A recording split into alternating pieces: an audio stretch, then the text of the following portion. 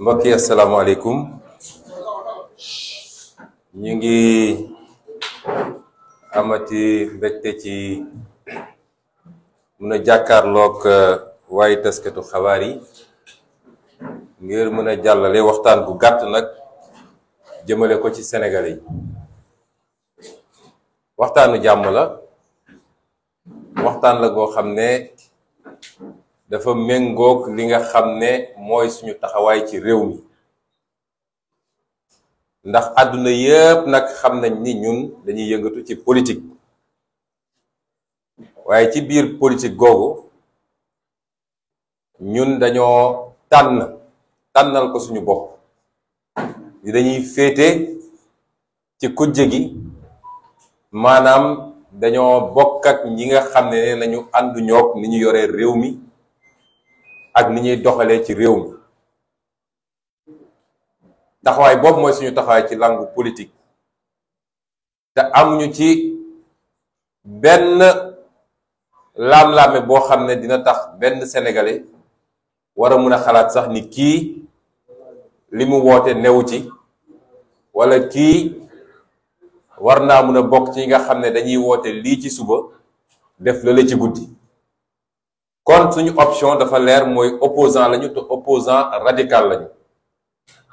mooy amul lenn lu ñu mën a séq ak ñi yor réew mi tey ak niñ ko yore. ci taxawaay opposant boobu nag ñuy wax sénégalais ni saa su ko laajee rek dinañ ñëw taxaw jàkkaarloog sénégalais yi waxtaan ak ñoom as tuut. bu ko laajul nag mun nañu toog lu yàgg kenn duñu dégg, ndax léeg-léeg nga dégg ku ne da ngeen war a arrêté dem toogi lu yàgg. waaw, soo dee opposant cim réew, lu bari ci askan wi di la déglu, yaakaar ci sa kàddu pour di leen leeral. est-ce que dina jaadu te ñi ngi ko seqal ñoom bis bu ne ñi ngay communiquer, bis bu ne ñi ngay wax, est-ce que dina jaadu ñu ne la demal toog ñaari weer ñetti weer bul wax ak askan wi? démocratie yu mag yi ñuy tudd yépp nag ña fa nekk, moo xam opposition nga nekk moo xam pouvoir, bis bu ne nga gis leen ñu wax ak askan wi, wala ñu def conférence de presse, wala ñu nekk ci débat, wala ñu nekk assemblée. loolu mooy dundal démocratie. il faut que débat bi nekk fi tout le temps, te loolu mooy may askan wi mu mun a ràññetle. ñii fi nekk nag seen bébét mooy ñu dem ba débat dootul am ci réew mi, te ñu fas yéene ko jaarale ci xoqatal, dem ba kenn ku ne ànduma ak ñëw dootul ñeme wax fii ci réew mi.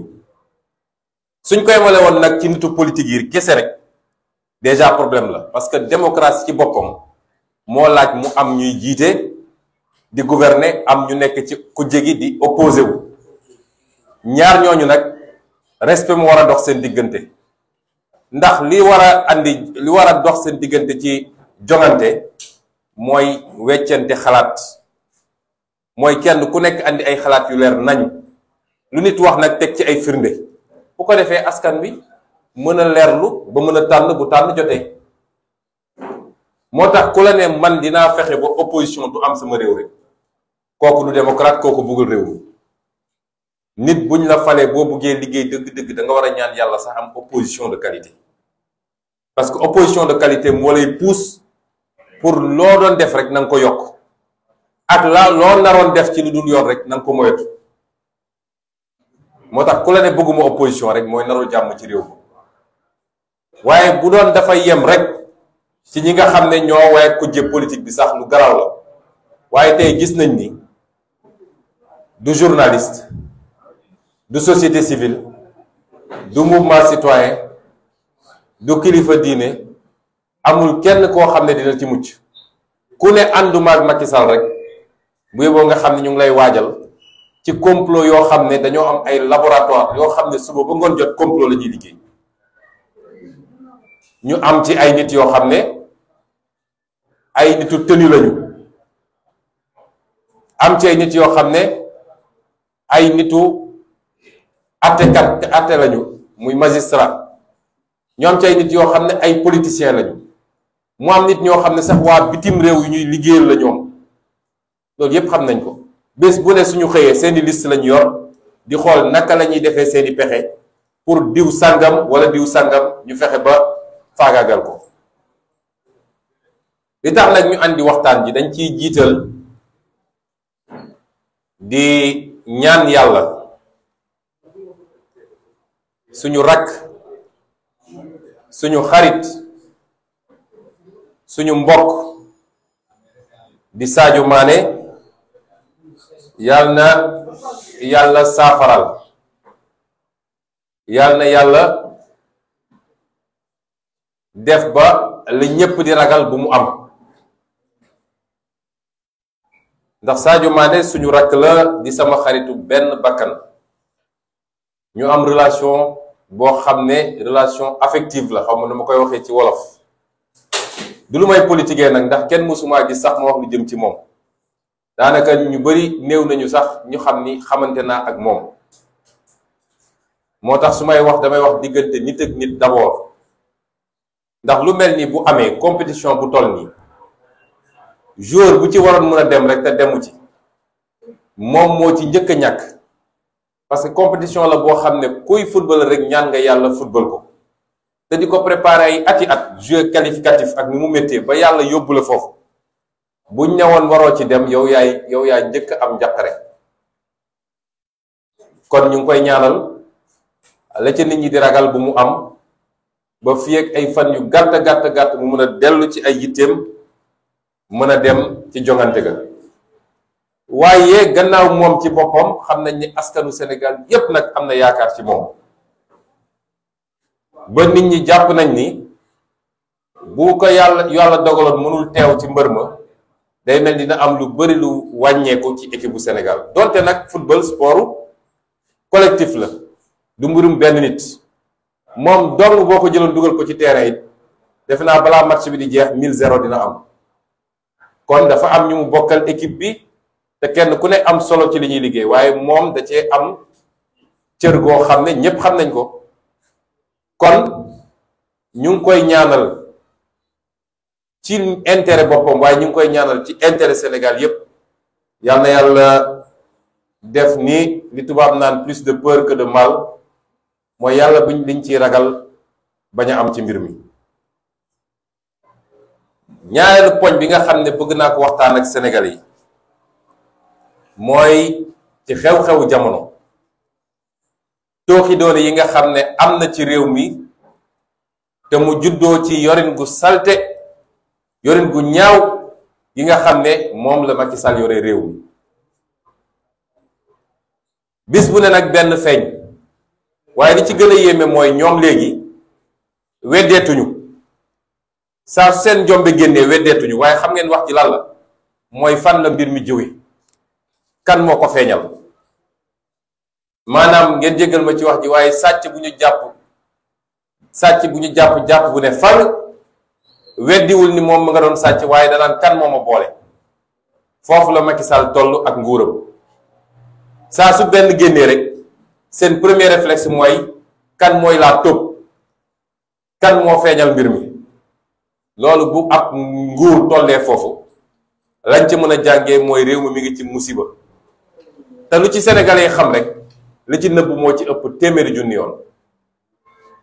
moo tax jële fi Macky du doon lu yomb, ndax waa ji ngeen gis nit ku ragal la, nit ku tiit, te xam na li tax mu ragal, xam na li tax mu tiit. moo tax lu mu munti def, lu mu mën a def ba forcer troisième candidature rek dina ko def. troisième mandat moom kenn du ko fi tudd, ndax ñépp xam nañ ni sénégalais duñ ko mus a jox. waaye tiit ak jaaxle ci yorin gu ñaaw gi mu yore réew mi ak tooxi doon yu rëy yi nga xam ne moo ñi ko war def nañ ko, moo tax mu yaakaar ni mën na forcer sénégalais yi. tey bi ma ciy waxtaan ak yéen mooy li jëm ci li ngeen dégg ci 45 milliards yi ci li mu joxe ci jënd ay ngànnaay jox ko koo xam ne nee nañu ndax ay journaliste def liggéey bi nee nañu réew bi mu dëkk sax ñu ngi ko fay wër ngir ay tooxi doone 45 milliards ci jaaxaan démb pour la première fois ci assemblée nationale te lu am solo la pour la première fois en tout cas depuis ay ati at ndax mënu wax depuis indépendance ba léegi ndax fekkewu ma ko waaye man nekk naa député pendant juróomi at lépp lu jëmoon ci défense assemblée nationale dañ ko doon imposer ne vote sans débat kenn du ci wax ndax loo wax ñu ne la secret militaire loolu nag moo nar a nekk musiba fii ci Sénégal ndax nag ci secret militaire boobu la ay nit di jaar ay politiciens du waa armée de waaye ci secret militaire boobu la politiciens yi di jaar léegi pour di def ay affaires yoo xam ne ay milliards te kenn du ci wax ndax soo waxee ñu ne secret militaire léeg-léeg sax ñu yónni ay militaire bu cee homme politique da cee wax ñu yónni militaire ne dem leen dal ci kawam gis ngeen fal yële ay militaire yoo xam ne politicien lañu général à la retraite boo xam ne politicien la ñépp xam nañ ko naan day daal sama kaw li may ñaan lépp lu jëm ci armée mooy nañu génn ci géewu politique bi du mbirum armée séparation bi war a am dama bëgg mu leer mooy ñun ay civil lañu lépp lu jëm ci opération militaire amuñu sañ-sañu wax ci parce que du suñu xam-xam jànguñu ko ñun duñ ci wax ku ci wax it yoon day dal sa kaw war nañ laa jàpp ne la rëpp ci kaso bi donc lépp jëm ci opération militaire nu ñuy xeexee fan la ñuy xeexee naka la ñuy ban position la ñuy jàpp lan la ñuy utiliser loolu civil du ci wax mbirum armée la waaye nag lépp lu jëm ci kopparu réew mi ak ni ñu koy utiliser ak secteur bi mu mun a doon homme politique yi ak député yi am nañu sañ-sañu saytu ko dama bëgg mu leer te loolu moo xew ci dëkk yépp nag demal États-Unis demal France demal feneen ak feneen yooyu ay débat la à l'Assemblée nationale ay débat la ci public bi da ngay gis sax ay mouvement citoyen yu am doole yoo xam ne dañ naan d'accord ma pour ñu guerre fii gis ngeen guerre Vietnam Amérique dafa amoon ay mouvement citoyen yu am solo dañ naan d'accord ñu guerre Vietnam d'accord ñu guerre Irak d'accord ñu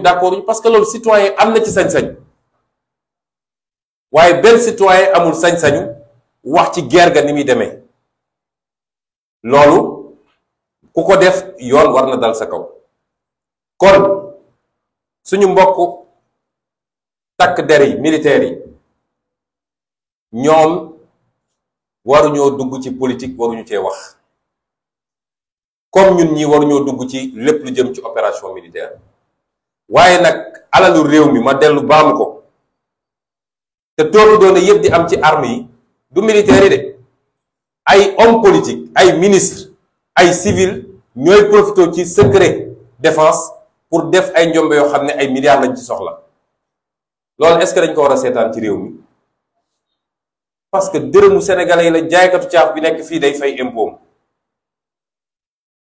journaliste bii day fay impôt maçon bi liggéey day fay impôt taximan bi day fay impôt yooyu yëpp ñu dajale ko yóbbu assemblée def ko ci budget ñu ne léegi dina am pàcc yoo xam ne kenn amul sañ-sañu saytu ko lu ci gaay lu neex gaay ñu def ko ci du loolu mooy démocratie te demewul noonu ci benn réew démocratie ci àdduna moo wax nag ni démb suñuy député assemblée nationale am na lu ñu def loo xam ne guléet la ndax pour la première fois ñu imposer débat ci passage au ministre des forces armées laaj ko ay laaj loolu musul am assemblée dañ doon wax rek non c'est les armées vote sans débat bi ministre de l'environnement ñëw it imposé nañ fa débat laaj ko ci 45 milliards yi te déposé nañu pour ñu ubbi commission d'enquête parlementaire ci 45 milliards yi noonee lañ ko laajee démb ay laaj moom ministre des forces armées bokk na suñ ko laaj mooy le rapport de la gendarmerie waaye tontuwu ci gaa ngi koy xaar plénière ndax xam ngeen commission lu tëju la presse du ñëw kenn du filmer waaye léegi plénière yi door defe naa le 14 la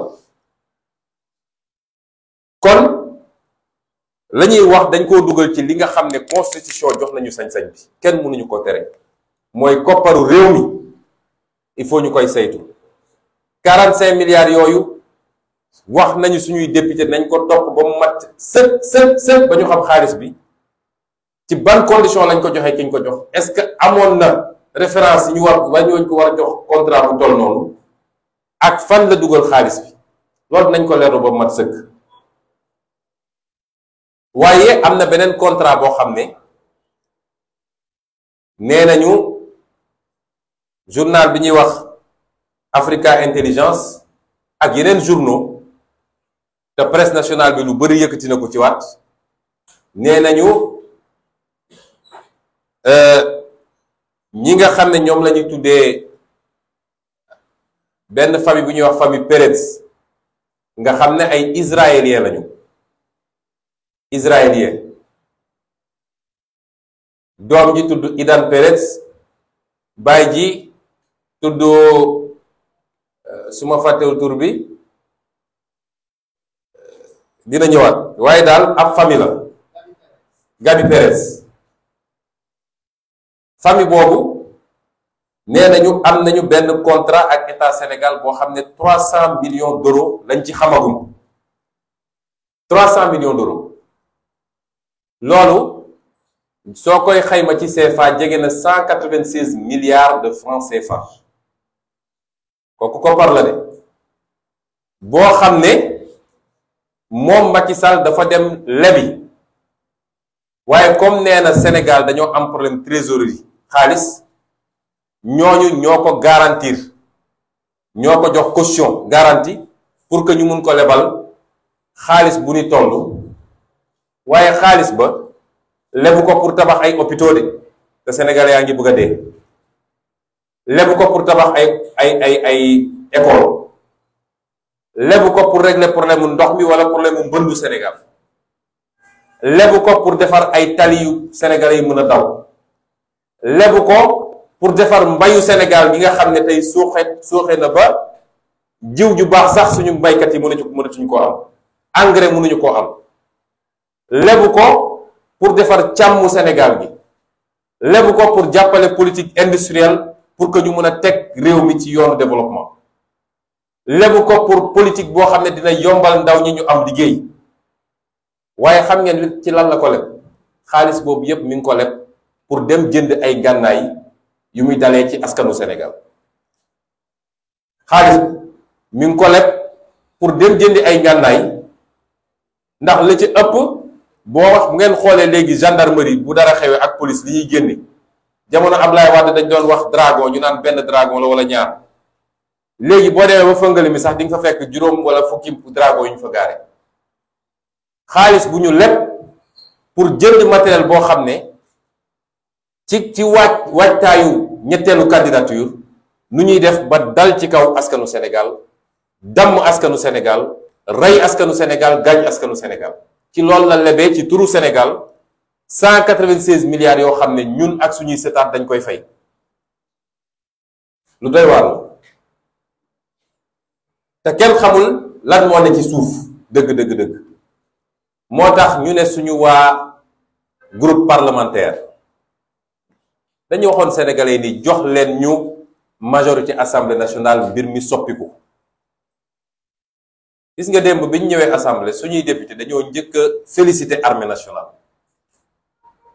féliciter jàmbaar yi wax leen ni ñu kontaanee ci seen taxawaay te wote budget bi nag budget armée waaye teewul li nga xam ne dañ ko war a leeral nag te li ci ëpp nag ay civil ñooy làqu ci secret défense pour def seeni tooki doone waxtaane nañ ko démb loolu mooy position républicaine biñ ñaan sénégalais yi jox leen ñu majorité du woon pour ñëw gàllankoor réew mi nu muy doxee waaye tubaab dafa ne boo jëlee nguur yépp teg ko ci loxo benn nit dong boo moytul salfaañe bi ak jalgati bi dina bëri waaye boo jëlee lenn ci nguur teg ko ci loxo kenn nga jël leneen ci nguur teg ko ci su rawatina nag parce que bu dee da nga jël nguur yëpp jox nit majorité mu jiite nga jox ko majorité assemblée te muy nguur bu baax boobu dina dox bu baax waaye su dee da nga ko jox fukki at gis ni kii du nguur bu baax kooku doo ko joxati majorité da ngay fexe ba assemblée nationale nga teg ko ci yeneen yoxo ñooñu mun a saytu réew mi donte nag tey ñun amuñu majorité moom amu ko looloo neex ci assemblée nationale bi ndax moom 82 la am ñun ñu am officiellement 80 ak ñaar ñoo xam ne non inscrit lañu ak benn boo xam ne soxi ko na ci ñoom nee na léegi non inscrit la donc boo dajalee non inscrit ak opposition 83 la moom muy 82 moo tax lañ daan def démb ak barki démb mënatuñu ko ñun bi ñu nekk assemblée ñoom leen neex lañ doon def mais fi mu ne nii ñu nga mel ni muus mu naan meew ci biir assemblée bi parce que amatuñu majorité moo tax taxawaayu suñu député yi am solo lii nag dañ leen ne nañ ko leeral ba mu leer nañ ci def ay commission réclamer nag ñu jox leen contrat yépp ñu teg ci seen bët ba xam li ne ci suuf waaye fi ma bëgg a fële mooy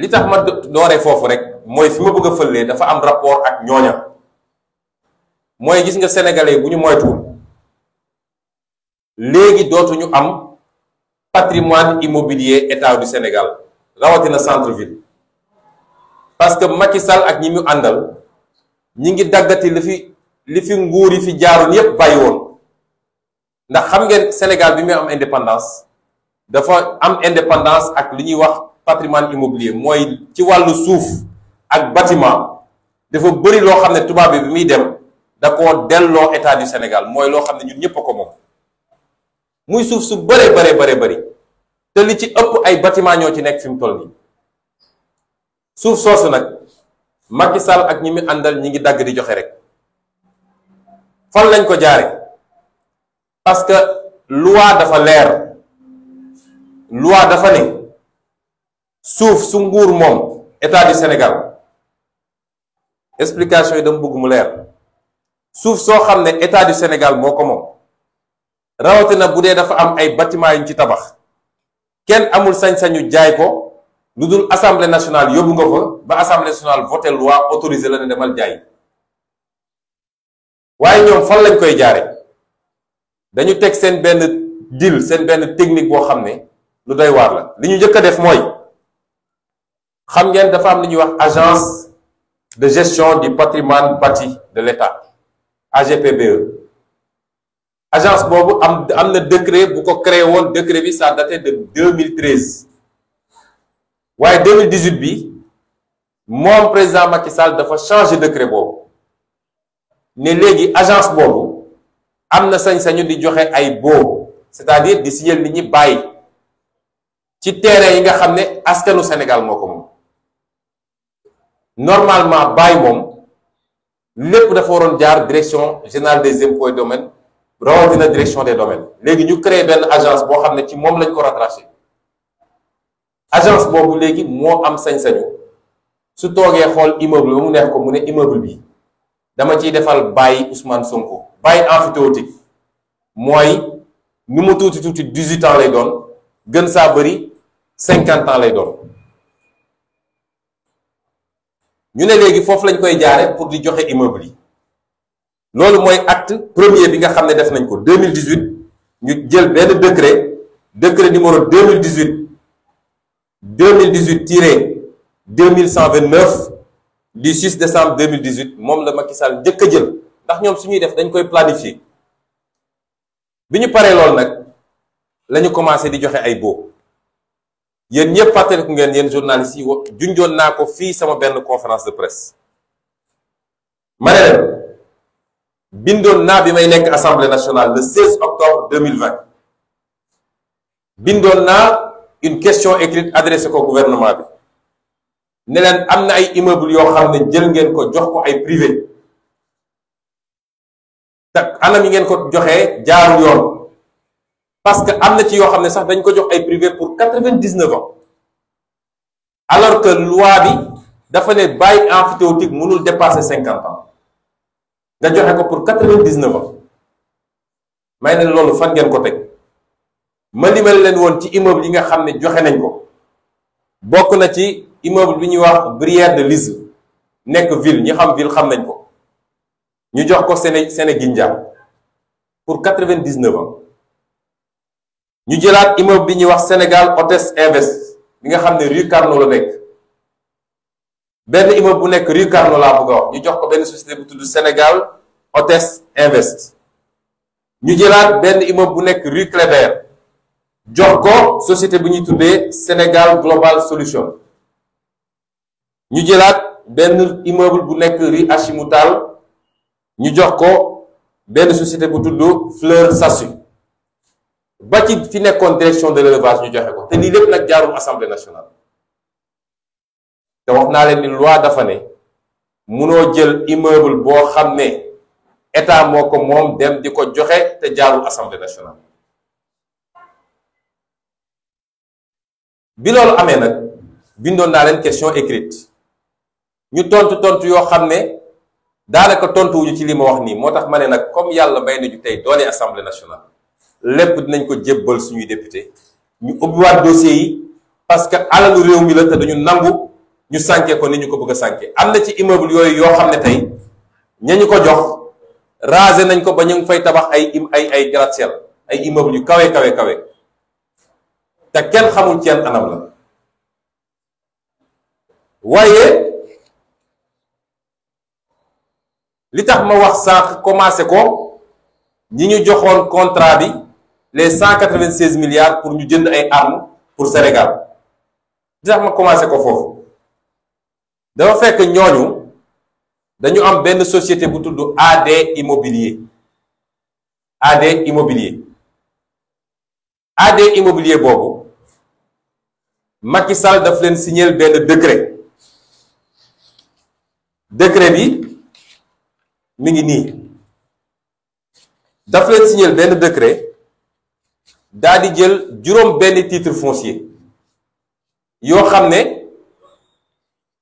au commandement de la gendarmerie nationale fi mu nekkoon immeuble boobu ci la bokk mu jël juróom benn titre foncier yoo xam ne boo ko dajalee def na 4722 mètres carrés bu yóbboo nga ne 5000 mètres carrés fële ci centre ville mu signer leen daal leen koy jox bail emphytéotique pour 50 ans 50 ans ñu génnee au commandement de la gendarmerie foofu mu nekkoon dem luweel ko Almadi daal di jël loolu nga xam ne bâtiment yi fa nekk ëpp na lool de parce que nee nañ ma sax archive bi bâtiment archive foofu la nekk juróom benn titre foncier bu nekk dafa correspondre ak benn bâtiment ñu jël ko jox ko société bu ñu naan AD Immobilier nga xam ne Idan Perez mooy gérant bi daanaka moo ko moom ñu ne defal nañ ko bail emphytéotique pour 50 ans lan mooy anam yi ak li tax ñu jox ko mooy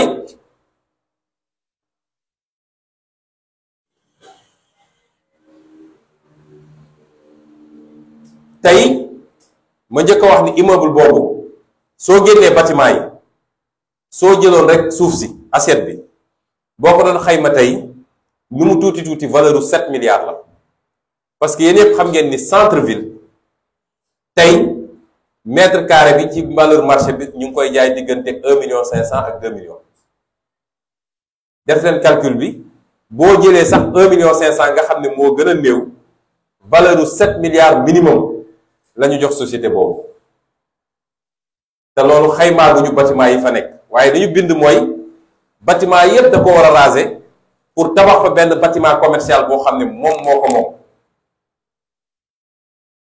nga jox ko ne jox naa la ko bail emphytéotique pour 50 ans waaye weer at bu nekk 5 millions ngay fay comme bail 5 millions soo koy xayma mooy 416 000 francs par mois lañ ko joxee loolu la ko Macky Sall joxe 416 000 francs par mois lañ ko joxee terrain bu toll noonu mu war faa tabax immeuble boo xam ne immeuble commercial la su wëlbati ko moo xam ay bureau la koy def wala da koy jaay mais moom immeuble bi état du Sénégal moomul immeuble bi. musiba weesuwul loolu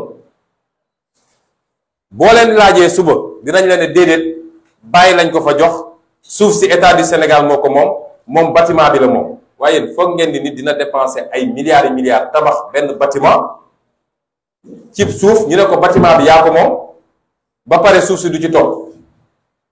moo tax seen yëfu tappale ñuy def boo demee ci contrat bi ñu signé dañu ne moom bu paree tabax rek saa su paree tabax rek am na sañ-sañu dugal li ñuy wax cession définitive mooy am na sañ-sañu bind biir impôt domaine ne leen léegi dama bëgg ngeen jaay ma suuf si te comme tabax na fa valeur ay milliards et milliards waaye impôt domaine dañ koy defal cession définitive bi. moo wax sénégalais gis nga cession définitive bu ñu ko doon def xam ngeen barème bi ñaata la woon ñaata lañ koy jaayee mètre carré bu ne su bëree ba bëri 60 000 francs le mètre carré lañ ko koy jaayee parce que barème bi dafa ne soo demee centre ville bu dee ci corniche bi wala booru place de l'indépendance 60 000 la bu dee ci kaw tali yu mag yi 40 000 la waaye bu dee ci biir 30 000 la mètre carré boo jëlee 60 000 yi sax nga xam ne moo gën a kawe. xam ngeen lan la koy dikkee 280 millions ci loo xam ne valeur am tey ëpp na 7 milliards lii nag lu doy waar la te defuñu ko ci benn bâtiment defuñu ko ci ñaar defuñu ko ci ñett waaye li gën a yéeme ñu bëgg ci attirer attention sénégalais yi mooy Macky Sall mi ngi dugal léegi biir Sénégal ay réseau internationaux yoo xam ne réseau yu garaaw la yu dangereux ay trafiquants d'armes ay jaaykatu armes ay yu demee noonu yooyu la commencé loolu la dugal léegi ci Sénégal te ñépp xam nañ ni ñooñu fu ñu xas ba toog seen intérêt nekk fa ñoom ay milliards yu ñuy sàmm foofu képp ku jóg ne lii dëppoowul ak intérêt Sénégal dama ko bëgg a changer ñu pexeel la yàgg nañ koo gis ci àdduna guléet ci Sénégal nag ci Macky Sall ñu andil ñu xeetu nit yooyu fii biir Sénégal dafay baax dafay jaadu sénégalais yi xam ko te xam nag Macky Sall li ko mbir mi jaral tey pour continuer toog Sénégal ndax pétrole bi ñu dégg ndax gaz bi ñu dégg ndax suuf si ndax géej gi ak yeneen ak yeneen ak yeneen moo tax fulla gu rëy rawatina yéen ndawu Sénégal yi bis bu ne ma wax leen ko gis nga bu ñu amul fulla suñu bopp lii nga xam ne yëkkatiku na te ñépp xam ne lii mooy avenir du Sénégal tegu ci patriotisme ak bëgg sa réew ak ñàkk complexe ak jële fi nger définitivement ak fexe ba alalu réew mi ñu tee ko ci biir réew mi mu jëriñ waa réew mi Macky Sall ak ñi mu àndal jaral na leen lu ne pour tey ñu faagaagal lii nag moo ci waxee nii ba noppi xam leen ni yéet nañu lépp nag suñuy député parce que le combat se fera à l'Assemblée nationale te lii mënuñu ko bàyyi mu demee noonu parce que dagg nañu dëkk bi yëpp jox ko ay nit ci alalu réew mi nga xam ne ay centaine de milliards la boo ko dajewoon ñu koy jox ay nit ci njëg yu ñàkk solo yu amul benn fulla bokk na ci li nga xam ne moom la ñu laaj waa ji mooy mu tabaxal leen benn bâtiment de 4 étages biir caserne Samba Diéry Diallo gis nga suñu commission d'enquête parlementaire bi nga xam ne député yi nañ ko laaj dina wone waa ji lan lay am ci mbir mi ci ay milliards ak Sénégal lan la ci am te di ngeen gis ni ndekete Sénégal amu ci tous boo ko comparé ak waa ji liñ ko jox ci ay milliards lii de bu ñu ko defaloon homme d'affaires national yéen ñi sax journaliste yi ku ñu defaroon lii fa ngay jógee nekk milliardaire saa dañuy dem jëli ay nit bitim réew jox leen suñuy mbir ñu am ci ay milliards ñoo xam ndax dañu am lu ñu leen di comp jox leen réew mi nag continuer nekk ci ndóol ak ci ay jafe-jafe mbokk yi lii moo war a nekk suñuy débat fii ci réew mi diversion yi ñuy def nii ay waxu Masamba ak Mademba waxu picc yoo xam ne dama bëgg askan wi egg benn niveau de maturité boo xam ne lii waral tey jafe-jafe mu xam ko ba kenn dootu ko divertir di ko dugal ci ay waxu caaxaan parce que nag ñoom dafa am loo xam ne ay nañ ci te askan wi il faut mu yeewu fi définitivement saa suñ ko jàppee ba jot ko rek mu créé benn fait divers diw wax na lii diw dem na fii diw jàpp nañ ko fii ñu bàyyi nag li nga xam ne mooy suñu farata nekk ci ay débat yoo xam ne amaluñu njëriñ moo tax bu kenn askan bi bu mu nangu moom ñu divertir ko ku ciy seetaan télé sax wala rajo ba ñu dugal la ci débat yoo xam ne amalul réew mi njëriñ changer télé nga dem seetaan fu ñuy waxee jafe-jafe réew mi parce que foofu lañ ci toll est-ce que askan wi xam nañ ni ñun dañoo bokk ci réew yi gën a ndóol ci àdduna bi ñaar fukki réew ak juróom yi gën a ndóol ci àdduna bi Sénégal ci la bokk moo ne réew yi nga xam ne tey ñoom ñoo ëpp alal ci àdduna bi boo demee seeni dëkk seen waxtaan yépp seeni télévision seeni rajo mooy naka la ñuy def ba am énergie bu doy naka la ñuy def ba pétrole ñu am pétrole bu doy ak njëg bu yomb naka la ñuy def ba waa réew ma am liggéey naka la ñuy def ba paj mi baax naka la ñuy def ba mbay mi baax mais waxu ñàkk fayda yi ñu nekkee fii doo leen ko gis mukk ñu débat ci loolu réew nag bu la gën a xam farataam moo la gën a développé ay réew ku la gën a xam farataam moo la gën a développé may insister beaucoup ci ndaw ñi parce que dañ leen di divertir ci réseaux sociaux yi ngeen nekk ci wax yu amul benn solo nit bu ñàkk gën a ñàkk solo bu génnee wax ngeen topp ci commentaire nangam lii moo war a nekk seen farata lii moo war a tax ngeen jóg taxaw ter ne duñu nangu ku jaay suñu réew wala ku yàq suñu avenir ñaareel bi nga xam ne nag bëgg naa ko waxtaane mooy mbirum journaliste Pape Alé Niang ndax Macky Sall dafa nekk ci programme ab listam la yor liste boobu bis bu ne ñi ko wër ñi ngi xool naka la ñuy fexele ba ñi nekk ci liste boobu ñu yóbbu leen kaso liste boobu ay journaliste a ngi ci ndax journaliste buy def liggéeyam rawatina ñi ñuy wooye journaliste d'investigation di feeñal lañ doon nëppal yaa ngi ci liste boobu ñu ngi lay pexeel liste boobu ay homme politique ñoo ci jiitu évidemment ay nit yu nekk ci mouvement citoyen ñi ngi ci liste boobu façon catégorie socio-professionnelle boo jël ñi ngi ci liste Macky Sall boobu aw askan nag bu ñu toogee di seetaan nañu fàttaliku ni ñetti nag ya bu ñu àndee bu weex ba bu xonq ba ak bu ñuul ba bukki xam ni ñii tànk ñi ngi ànd mënaluma leen dafa fexe ba tasaare leen nax leen ne ku weex ki yow bokkook ñële yaa leen dàq gis nga waroo ànd ak ñoom néeg nii ba kooku gis boppam ne ñële mënatuma ànd ak yéen ndax bokkuñu classe mu fàdd kooku bi mu paree dem wax keneen ka la ca des keneen la ca des ba noonu la leen fàddee ñoom ñëpp dafa am fu réew di toll du mbirum Masamba ak Mademba waa réew mi yépp ñoo war a jóg ne déedéet parce que Sénégal dafa am lu ñuy wax acquis démocratique mooy sañ-sañ ak yelleef réewu Afrique yépp dañu ko ñee waaye loolu suñuy mag dañ koo xeex ba mu egsi fii loolu nag tey mi ngi ci guuta mi ngi ci xottu gerte kenn mënul weddi loolu li fi Macky Sall tëj te mënoo toog semaine te neew ñu la tëj na xale bu def publication Facebook sax ñu dem jëlee la tëj ñaata xale la jàpp fi mu toll nii ci publication Facebook te jamono boobu ñi ànd ak moom ñi ngi toog di saaga nit ñi di leen xas di dugg ci loo xam ne kenn mënu koo tudd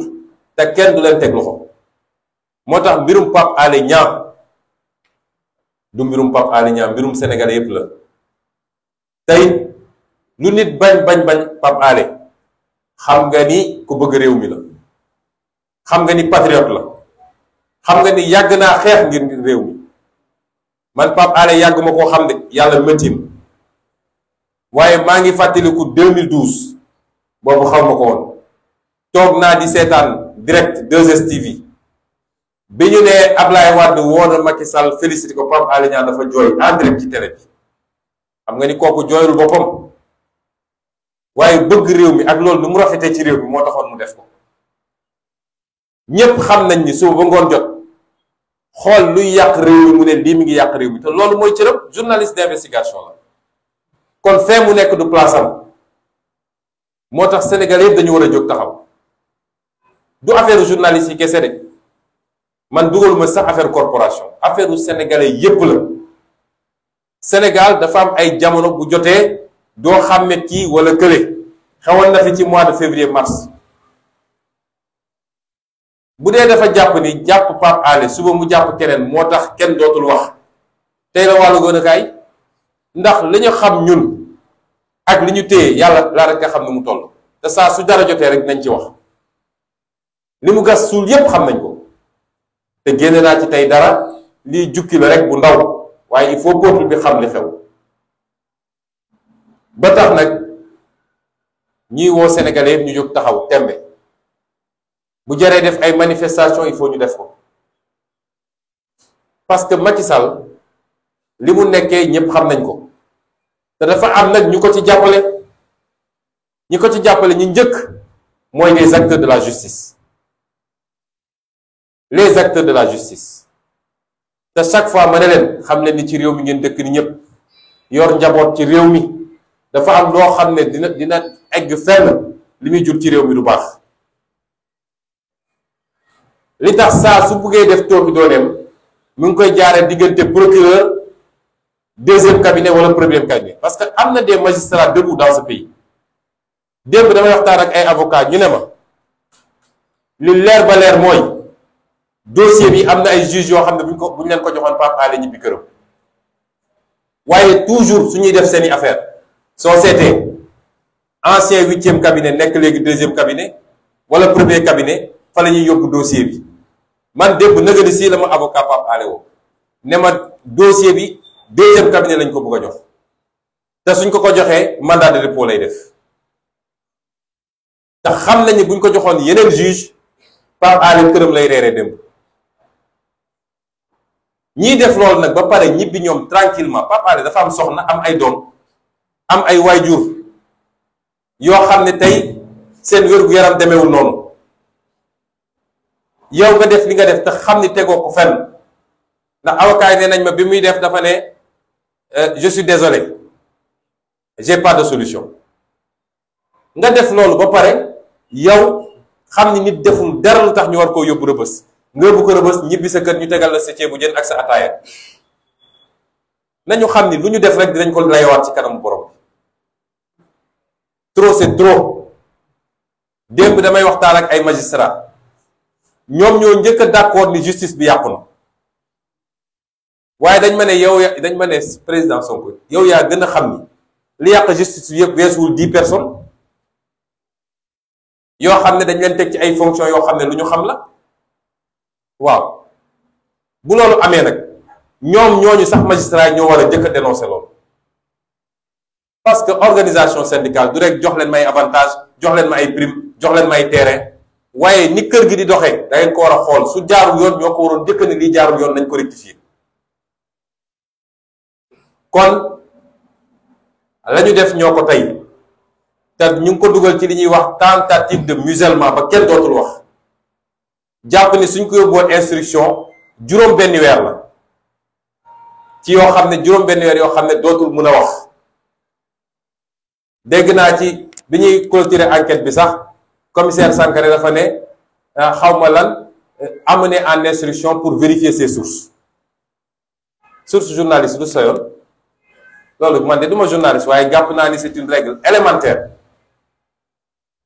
kon fi mu ne nii tout le Sénégal est en danger démocratie ci boppam la Macky Sall bañ mu amati tant que nit a ngi wax li mu bëgg a dégg moom amoo problème bu la neexee nag saagal Sonko saagal Khalifa saagal Massamba mais sa yoon newu ci mais bu loolu amul ñu ne nañ ko pexeel nag tey le premier adversaire de l'opposition au Sénégal c'est pas Macky Sall c'est pas APR c'est pas Benno Bokk Yaakaar foofu moom c'est des regroupements de bras cassés ñoo jaaxaluñu chaque jour ma ne su doon ñun ak ñoom rek wax ji jeex na waaye premier adversaire opposition au Sénégal c'est la justice sénégalaise instrumentalisée pour rek képp ku ne bokkuma ak moom xalaat bokkuma ak moom gis-gis kaso nga jëm.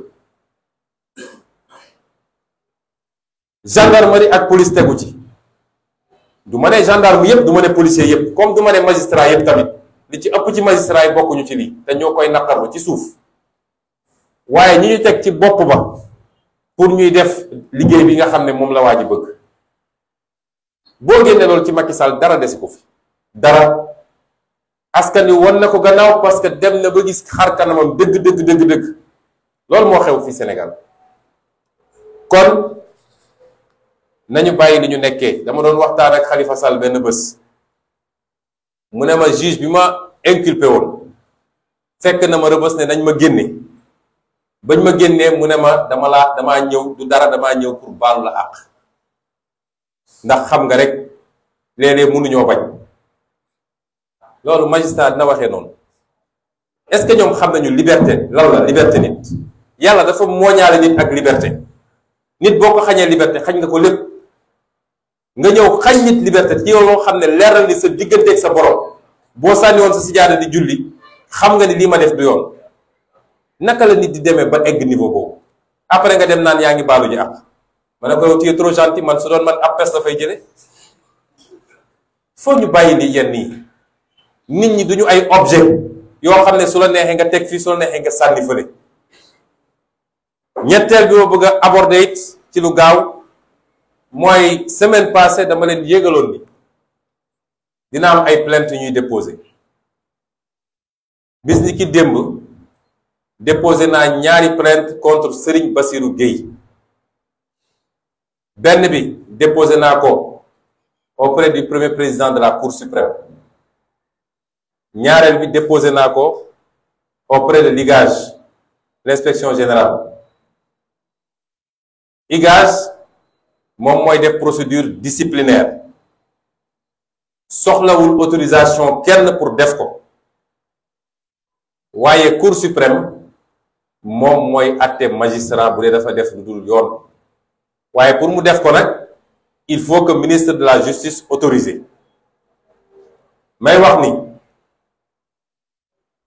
la ñu bëgg ñun mooy moom Ismaïla Madior Fall nga xam ne suba ba ngoon jot ma ngay woo procureur yi di leen essayer def pression naan jàppal diw yóbbul instruction ñoom ministère de la justice yéen a ngi fàttaliku affaire u Télico bi ci lu gaaw la ñu autorisé pour poursuite yi mun a am contre Télico la même chose nag la ñuy xaar fi mu toll nii contre Serigne Bassirou Gueye parce que li mu def moo gën a garaaw téeméeri junni yoon la ñuy essayer accuser Télico ñu ngi xaar parce que soit dañuy dugal affaire corporatisme balaa may déposer plainte bi am na ay avocat ci samay avocat ak ñoo xam ne sax duñu samay avocat ak sax ay magistrat dañ ma ne boo déposer plainte bi yow xam nga état bi justice bi nekk tey mën nañ ko pamti def non-lieu te loolu day affaiblir sa défense man leen déedéet du musa affaiblir sama défense parce que man li ma teg seen loxo ñoom ay preuve yu leer naññ la yoo xam ne amul werante xam nga juge noo bëgg a far buñ la nee diw dañ koo fekk mu rey nit ñu fekk ko mu yor paaka bi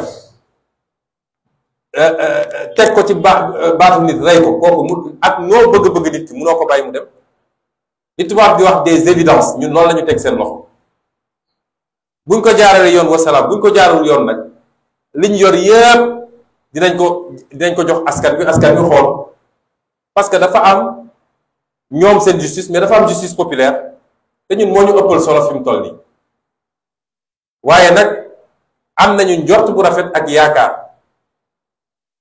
ni justice pour une fois dina def liggéeyam parce que liñ ko jox du lu ñu mën a werante un procureur de la république bu falsifier un PV d'enquête dugal ci lu mu ci warul dugal génne ci li ci warul nekk kooku faute bu grave la faute pénale la faute disciplinaire la moo tax ñu déposer ñaari plainte yooyu am na yeneen plainte yoo xam ne ci waxtu yi ñu jëm samay avocat nañ ko déposer te di ngeen ci am information bu yóbboo ñu xam ni ñoom les comploteurs gannaaw mbir mi wane ne ndekete ñoom yoruñu benn dossier, tous yoruñu ko, tous lu dul léegi yow mi ñuy jiiñ nee nañ yow nga ñëw prouver, yow mi ñuy jiiñ nee nañ yow nga ñëw prouver nag leen jox sa tëflit wala sa karaw wala sa deret wala xam nga waxu ñàkk fayda weesuwul loolu. léegi nag ñun dañuy nekk ci phase offensive, mooy ñoom comploteurs yi dootuñu nelaw de te dinañu xam ndax justice dina dawal justice am déet. ñetteel bi ma bëgg a wax mooy wala ñeenteel bi mooy sama garde rapproché yi nga xam ne jàpp nañ leen ci jàpp boo xam ne teguwul yoon. ma yégal leen fii nii bi may wax semaine passée dama ne woon procureur daf leen jàppalu, waaye dem nañ ba xam ni procureur jàppaluwu leen, ndax procureur bi incident yi amee fële ci Ciki ñoom dañu bëggoon coûte que coûte ci dimanche boobu mu jàpp leen. Procureur ne c'est une affaire d'agression, nit ñi déposer seen plainte en bonne et due forme, ñu instruire ko ni ñu ko war a instruire fu mu yem rek ñu xam ni fii la. te loolu la wax moom ci waxam bi mu defee déclaration ñun ñëpp ñu koy dégg jeudi ci waxam dafa ne néew ma Massamba def néew ma Mademba, dinañu instruire dossier bi ni ñu ko war a instruire ñu xool. bi loolu amee ñoom ñu def pression pour mu jàpp leen, procureur joxul mandat ne bàyyi leen ba semaine bi passé, parce que semaine bi semaine bu tendu la ak audition Sonko bi ñu jox leen convocation ñu ñëw tontu si, bu ñu ñëwee ñu xool ni ñuy doxalee mbir mi. waaye bi ñu ñëwee ba fii ba ñu gunge ma ba biir tribunal ba ma dugg bureau doyen des juges ca la ñu joxe gendarmerie moo joxe instruction ne nañ leen kidnappé yóbbu leen directement Mbour. loolu Sénégal rek la mun a am, loolu ci réewu stalinien yooyu la lañ ko xamal te ñu ko def xam nañ ko te liñ jublu ci loolu xam nañ ko, ndax dañoo préparé woon seeni mbir. gis ngeen Macky Sall li mu xaalis bi mu leb yépp gàndaay la ko jëndee. xam ngeen su ngeen génnee fii léegi gis gendarmerie li mu fi def ci ay oto yu kenn xamul, lépp gànnaay la ko jëndee. lu mu ci jublu mooy duma yi ñu ko duma woon mars 2021 moom la mënul supporter ba léegi. léegi nag nu muy def ba créer provocation pour mun a jël sa revanche dal ci ndaw ñi gaañ leen. moo tax la ñu amoon yépp ci effectif andi woon nañ leen Dakaaru semaine passée. yaakaaroon ne nag damay naan ndaw ñi jéggu leen génn leen wala nangam ma toog rek leen seetaan ba ñu ne suba la mbir mi ma def sama déclaration fii. déclaration boobu nag dafa yàq seen plan yépp, lépp la yàq. xam naa ni bi ñu déggee déclaration bi moom ku leen fekkoon fu ñu nekk mel na ni dëj. ñu ne kon il faut ñu ut beneen pexe boobu mooy li ñu def, parce que jàpp ni suñu defee provocation jàpp samay garde du corps mbir mi bu siiwee rek ndaw ñi dinañu génn ñu am li ñu bëggoon. parce que fi mu ne nii pexeem yépp mooy fexe ba def ay provocation à chaque fois liste bi mu yor ci ay nit yi ñu war a jàpp ñu fexe ba jàpp si ñaar wala ñett yóbbu procureur gaaw di def dossier bi ñu ne tëj nañ. loolu rek moo tax ñu jàpp samay garde du corps, waaye dossier bi su instruction bi jaaroon yoon ñoom dañoo déposer ay plainte ñun ñu déposer ay plainte, ndax am na ci suñu nit ñu gaañ, am na suñuy oto yu ñu toj. su jaaroon yoon ni ñu jàppee juróom ci samay nit la ñu waroon jàpp ñi nga xam ne ñun tam plainte nañ leen ba tey jàppuñu ci kenn. loolu mooy 2 poids 2 mesures. ba léegi jàppaguñ ci kenn ci li ma yëg ba démb bopp am na ñun ci woo déglu leen bàyyiwaat na ñu ñibbi. kon lan moo teewoon ñu woo samay nit déglu leen bàyyi leen ñu ñibbi ba jour procès ñu woo leen ñëw comparaître librement. loolu mooy 2 poids 2 mesures. waaye sant yàlla rek, parce que bu soobee yàlla bu mardee dañ leen bàyyi ñu dem seen yoon. loolu lu ma am yaakaar la, parce que teg nañu seen table ay preuves yu leer nañ. nit ñi bokkuñu ci xeex bu gaañ nit bañ leen di jàpp. waaye li ma bëgg a wax foofu rek mooy provocation yooyu tam am na lu ñu ci jublu woon. mooy sama nemmeeku tour bi may def mooy bëgg a dagg seeni put. gis ngeen premier jour bi lañ ma attaqué Joal andi ci gendarmerie loo xam ne kenn xamul nu mu toll sànni fay lacrymogène bi ñu xamee ni loolu mënumaa tere continuer li may def la ñu dem organiser ay nit benn ndaw su nekk présidence de la république organiser ay nit ñu ne suñu ñëwee fii def leen provocation na ngeen fexe rek ba xeex am ñu profité ci jàpp ñenn ci ñoom jàpp nañ ni noonu la mën na gàllankoor nemmeeku tuur bi may yëgal Sénégalais ni bu soobee yàlla bis ni ki suba ajjuma dañu reprendre tranquillement suñu nemmeeku tuur incha allah parce que ni ma ko waxee rek 46 départements yépp dañ fa teg suñu tànk bu soobee yàlla dem waxtaan ak Sénégalais yi ci jafe-jafe réew mi déglu leen xam seeni problème waaye wax leen solution yu leer nañ yoo xam ne tey moom la ñu fas yéene def à partir de 2024 pour soppi réew mi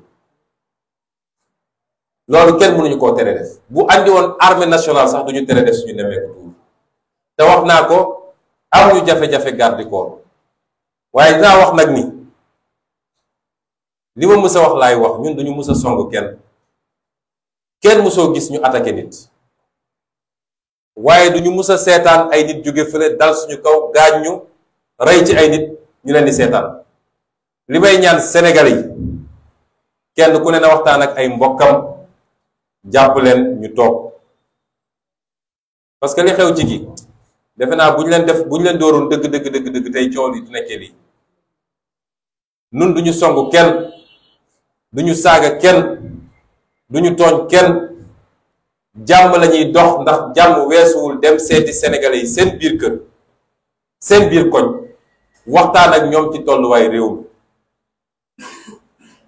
mi ñi ngi ñaan nit ñi am sago téye seeni mbokk te xam ni bëgg jàmm tekkiwul ni da ngay toog ñu lay dóor ak di la saaga te doo réagir te am nañu matuwaay yi ñu war a am nag pour défendre suñu bopp waaye it jël nañu ay matuwaay yu mat sëkk ba désormais lu xew à la minute près vidéo yi dina circuler ñëpp gis ko ba Sénégalais yi xam ku tooñ ku saaga ku dóor à la minute près laa wax matuwaay yëpp jël nañ ko ba ñëpp xam li xew kon bu soobee yàlla à partir de ëllëg incha allah dinañ dem defi ay fan ci département wu Tivaouane nga xam ne département bu rëy la am 18 départements 18 communes comme niñ ko waxee nemmeeku tuur bi communes rurales yi moo ñu intéressé àll bi fu ñu dem àll bi la ñuy njëkk a dem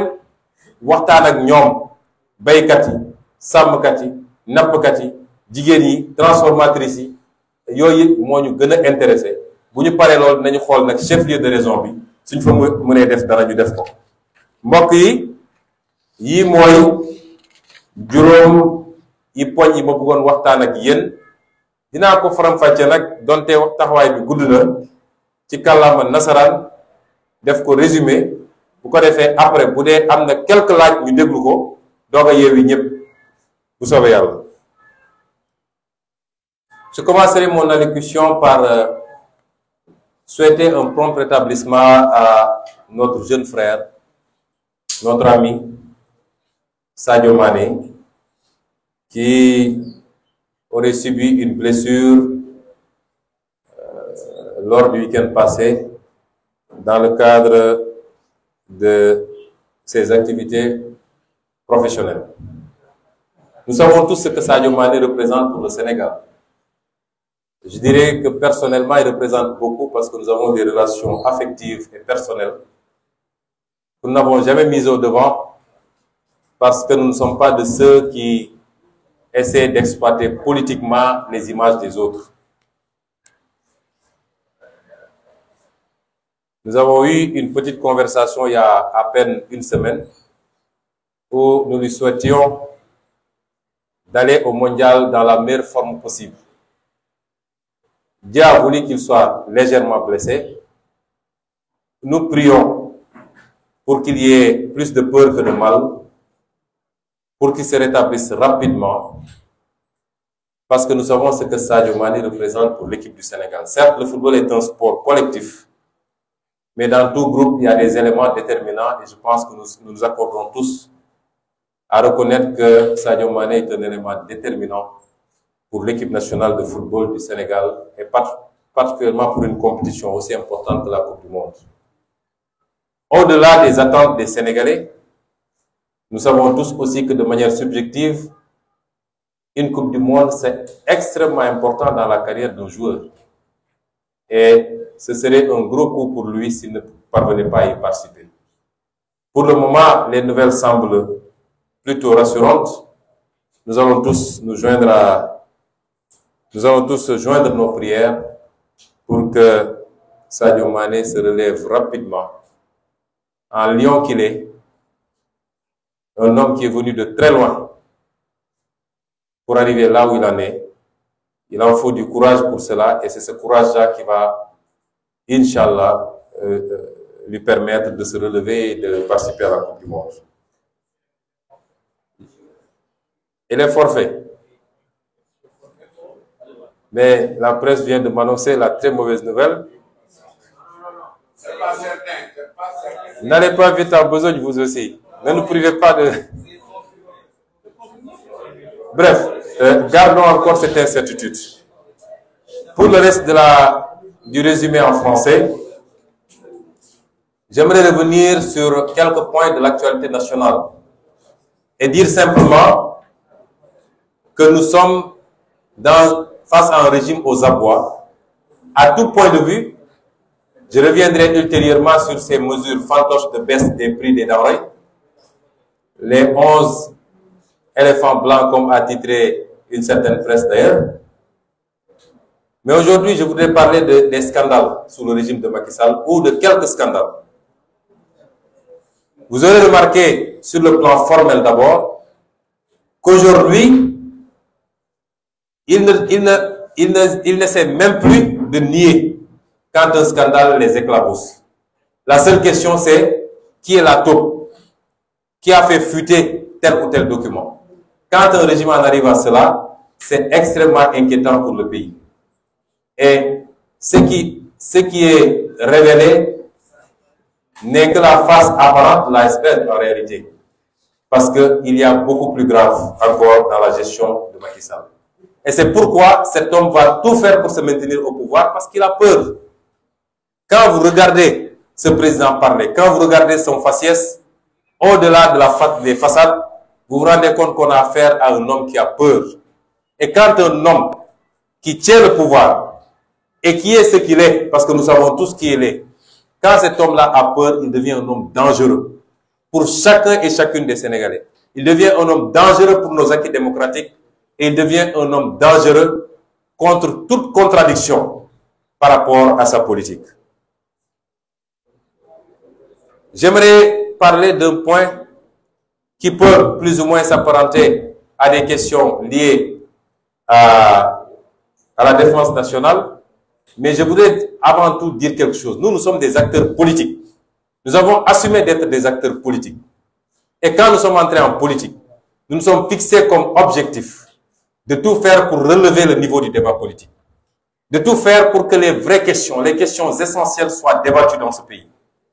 Et je crois qu'on doit nous reconnaître de nous être battus pour que les questions techniques liées aux finances, liées au budget, liées à la fiscalité, liées aux ressources naturelles, sur lesquelles nous avons même produit des livres, liées à la décentralisation, les questions liées à l'agriculture, à la santé, etc., que ces débats soient désormais au cœur des préoccupations des acteurs politiques. Et c'est cela qui va faire avancer le pays. Mais ce n'est pas des débats de personnes à longueur de journée. Tel a dit, tel a fait, tel aurait, la vie privée des gens. Ce n'est pas ça qui va faire avancer le pays. Et c'est dans ce sillage que nous avons considéré, nous, qu'il ne doit pas y avoir de questions taboues quand il s'agit des deniers publics, quand il s'agit de l'argent du contribuable. Parce que si aujourd'hui on fait 7 000 milliards de budget, c'est la contribution de chacun et chacune des Sénégalais. Cet argent n'est pas sorti de la poche de Macky Sall. Il faut même se poser les questions s'il paye des impôts au Sénégal. Il en paye aux États-Unis où il a une maison. Mais est-ce qu'il en paye au Sénégal? Je veux dire aux Sénégalais que chacun et chacune d'entre vous paye des impôts tous les jours. Qu'ils le sachent ou pas. Quand vous achetez une carte de recharge Orange ou je ne sais quoi, vous payez de la TVA, 18%. Quand vous achetez du riz ou de l'huile ou je ne sais quoi, vous payez des impôts. Quand vous payez votre facture d'électricité ou d'eau, vous payez des impôts. Mais quand on vous paye votre salaire, on vous fait une retenue à la source, c'est les impôts. Et c'est l'ensemble de ces impôts qu'on amène à l'Assemblée pour dire que nous faisons une projection de tant de milliards. Et c'est ces impôts-là qui servent à la dépense publique. Est-ce normal que nous n'ayons pas le droit de nous intéresser à cette dépense publique, à l'utilisation de cet argent public? Les pays les mieux cités, les mieux classés en termes d'indice de développement humain, c'est des pays où un ministre, un premier ministre n'ose pas aller au restaurant et payer avec sa carte professionnelle. Ce serait un scandale et il serait débarqué immédiatement. Ici, on voit des gens se taper des milliards sur l'argent du Sénégal. Et ça n'émeut personne. C'est devenu presque quelque chose de normal. La corruption, les détournements de deniers publics, les surfacturations. Et nous avons dit qu'il est temps que ça finisse. Et à chaque fois qu'on fait une sortie, ceux qui sont les premiers à crier, c'est parce que c'est eux qui sont concernés par ces mauvaises pratiques. Les Sénégalais souffrent comme jamais ils n'ont souffert. Et pendant ce temps, il y a une poignée de personnes qui est en train de se sucrer sur le dos des Sénégalais. Je crois qu'on peut continuer à accepter cela. Et c'est pourquoi je tiens à faire une clarification. Parce qu'à chaque fois qu'on se prononce sur des questions qui ont trait à la défense, vous voyez des gens qu'on instrumentalise, des généraux à la retraite. Ça ne nous émeut pas. Nous, personne ne peut nous intimider. Les gens sont libres après leur carrière de faire de la politique. Mais je veux que nous laissions l'armée nationale en dehors de la politique. Nous connaissons bien la ligne de démarcation. Nous avons le droit de nous prononcer sur les dépenses. Ce qui est voté à l'Assemblée nationale, comment c'est utilisé? Nous avons le droit de nous intéresser à ça. Nous avons le droit de nous intéresser globalement à la politique sécuritaire. Parce que dans tous les pays du monde, ça se passe comme ça. Vous voyez que aller à l'Assemblée nationale allemande ou française ou italienne, c'est débattu. Quand ces pays-là doivent déployer des troupes ailleurs ou ramener ces troupes, c'est débattu. Allez aux États-Unis. Et même les opinions publiques ont le droit de s'exprimer, de dire je suis contre la guerre au Vietnam, je suis contre la guerre en Irak, etc. Ce dont on n'a pas droit, il faut qu'on soit très clair. Nous ne devons pas nous prononcer sur tout ce qui est opération militaire. Nous sommes des civils, nous n'en connaissons absolument rien. Et nous ne nous prononcerons jamais sur ces questions-là. Mais quand on nous dit 196 milliards, que le président Macky Sall est allé s'endetter à hauteur de 196 milliards pour soi-disant acheter des armes, et que c'est une famille israélienne, les Peretz, qui ont garanti cette ligne de crédit, nous avons le droit de nous interroger et de regarder. Et quand ils font ces opérations-là, ce n'est pas l'armée, ce n'est pas les militaires. C'est des civils qui profitent du secret défense pour faire des choses anormales. Et nous devons regarder ça de très près. Et c'est pourquoi nous encourageons d'abord nos députés à clarifier le premier dossier des 45 milliards d'armement attribués à un trafiquant d'armes, d'après la presse, qui serait même recherché chez lui. La commission d'enquête parlementaire va faire son travail et les Sénégalais y verront très clair. Parce que nous avions demandé aux Sénégalais de nous donner le maximum de députés, la majorité. Nous avons aujourd'hui quasiment cette majorité et le travail se fera à l'Assemblée. J'ai tous les jours les échos de ce qui se passe en commission. Mais bientôt les plénières, tous les Sénégalais verront. Je crois qu'il y aura deux attractions bientôt. C'est les plénières à l'Assemblée nationale et la Coupe du Monde de l'autre côté. Tous les Sénégalais devront suivre. Parce que moi, j'ai été député pendant 5 ans, mais j'étais minorisé à l'Assemblée. Et on ne pouvait pas faire grand-chose à part nos 5 minutes de temps de parole pour parler aux Sénégalais. Et hier, pour la première fois, lors du passage du ministre des Forces armées, les députés de l'opposition ont refusé le vote sans débat. Il y a eu débat, et c'est un bon début. Et ça se passera désormais comme ça. Le deuxième élément, c'est de clarifier cette histoire de 300 millions d'euros, de 196 milliards, gérés aujourd'hui par cette famille Peretz. Je dois dire même, et je ne l'avais pas dit dans la version Wolof, que Abdoulaye Daouda Diallo, ministre des Finances, est allé jusqu'à signer une exonération totale pour cette famille Pérez-là, pour qu'il qu'on ne leur facture pas de la TVA ici, au Sénégal. C'est extrêmement grave. On donne beaucoup d'argent à ces gens, mais on leur dit, vous ne payez même pas les impôts au Sénégal. Abdoulaye Daouda Diallo, qui fait un document qui dit, à titre exceptionnel, vous êtes exonéré de TVA. Donc, vos fournisseurs sénégalais ne vous facturent pas la TVA. Vous savez, le mécanisme de la TVA, c'est que c'est le consommateur définitif qui supporte la TVA. Donc, aujourd'hui, eux, ils ne supportent plus la TVA. Ou alors, si par excédent ce n'est même pas, ils ne supportent pas la TVA et leurs fournisseurs gardent droit à déduction ou à restitution de la TVA.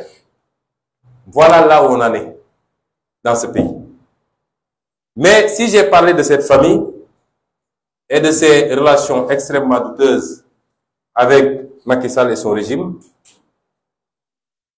c'est pour rappeler qu'au Sénégalais, qu'on emprunte des dizaines de milliards, non pas pour construire des hôpitaux, des routes, des écoles, non pas pour bâtir une agriculture solide, un secteur primaire, agriculture, pêche, élevage, etc., non pas pour impulser une politique industrielle au Sénégal, pour aider les jeunes à trouver des emplois, mais on emprunte autant d'argent pour acheter des armements pour pouvoir brimer son propre peuple.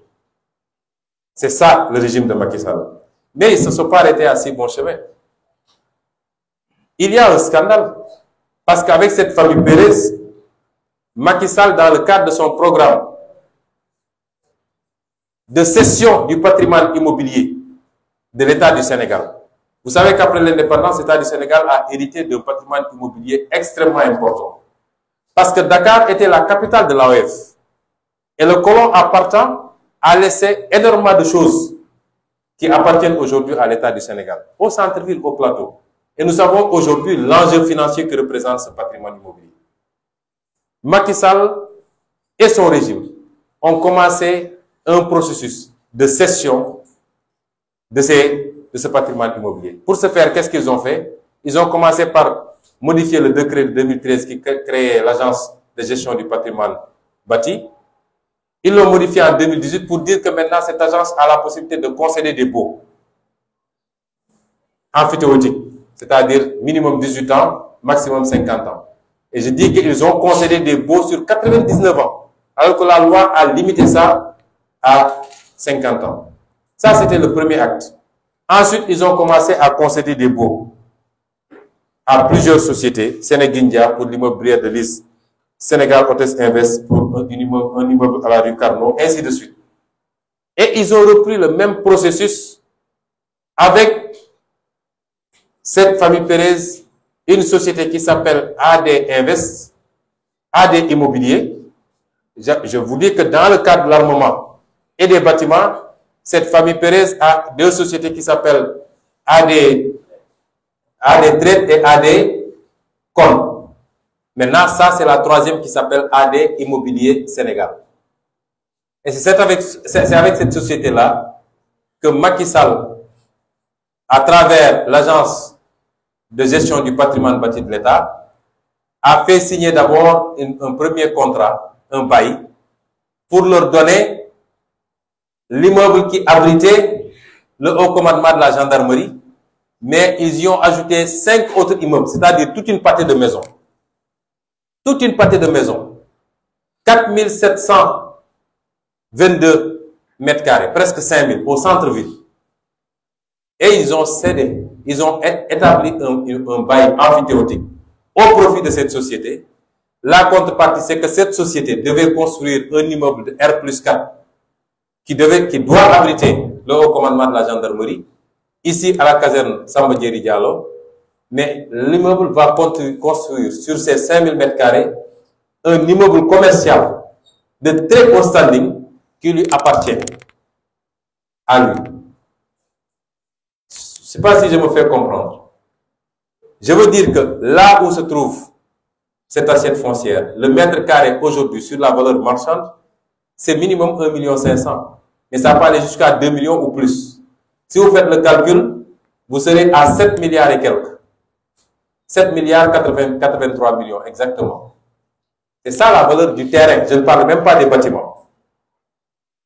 Et on cède ça à une société qui doit payer un loyer mensuel de 5 millions.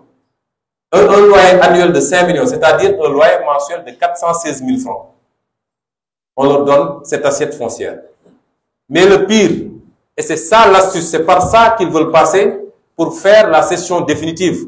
Parce que ne soyons pas dupes.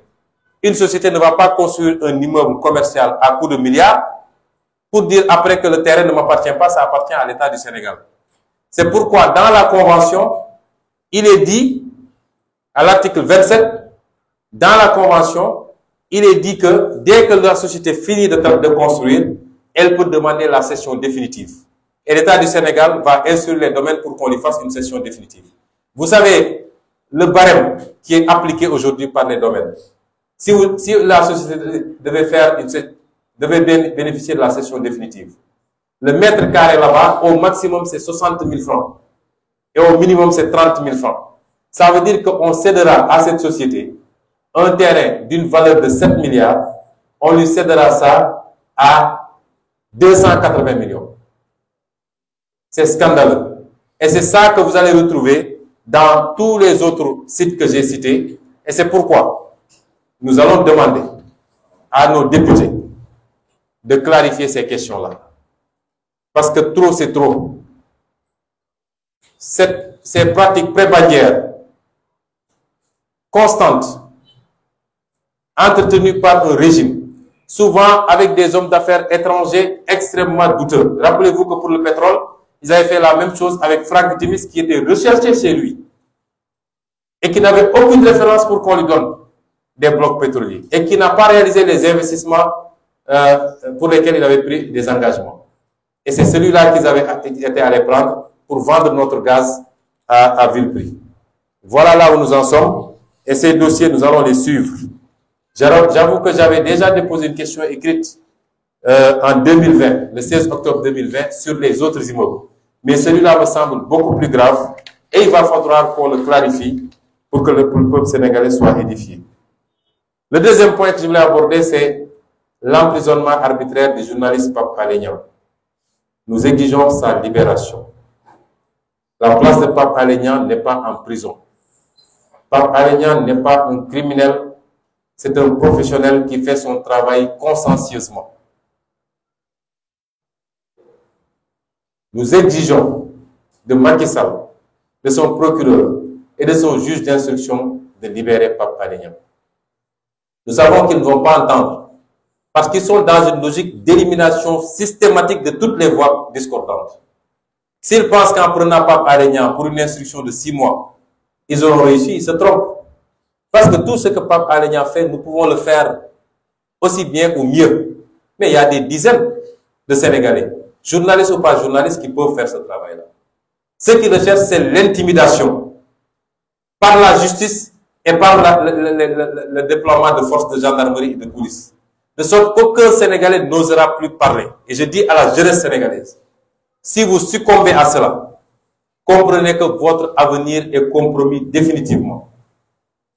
Cet espoir d'en finir définitivement avec ces régimes de prédation, de corruption, de surfacturation, ces régimes qui ne sont pas patriotes, qui préfèrent l'intérêt des étrangers aux intérêts des Sénégalais, ces régimes qui sacrifient le peuple sénégalais, ses ressources naturelles, à l'autel de leurs intérêts personnels. Cet espoir unique, cette chance unique qu'on a d'en finir, si nous cédons à la peur, à la paranoïa que Macky Sall veut instaurer dans ce pays, comprenez que dans les 50 ans ou 100 ans à venir, nous serons là à concéder, si nous sommes encore vivants. Nos fils et nos petits-fils seront là à souffrir, mais nous serons des étrangers dans ce pays. Il faut que nous soyons prêts à faire face à Macky Sall, en ne cédant pas à la provocation gratuite. Le moment venu, tout le monde saura ce qu'il a à faire. Mais il ne faudrait jamais qu'on cède à l'intimidation. Aujourd'hui, Macky Sall sait très bien que le peuple sénégalais lui a tourné le dos. Il ne compte que sur quelques éléments de la justice quelques éléments de la police et la gendarmerie pour continuer à faire la sale besogne, c'est-à-dire persécuter et emprisonner. Ce n'est pas trop de dire que nous sommes dans une démocratie.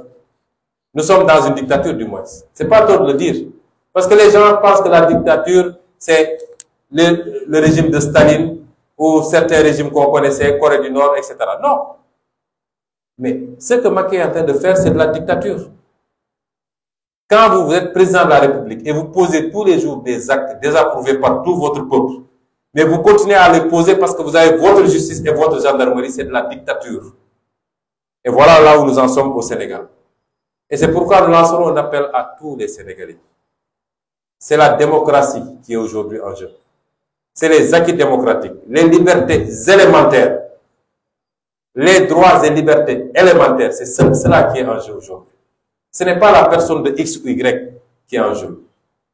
Il faut faire face en mobilisant tous les Sénégalais pour dire non, selon des formes d'action qui seront à définir dans les jours et les heures à venir.